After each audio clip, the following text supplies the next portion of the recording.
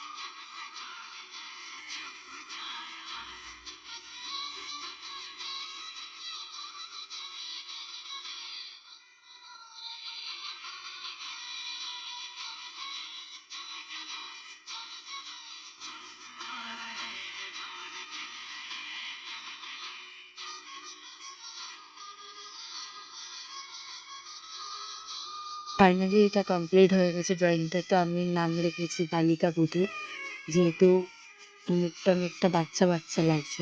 তো কেমন হয়েছে না হয়েছে কমেন্টে জানিও।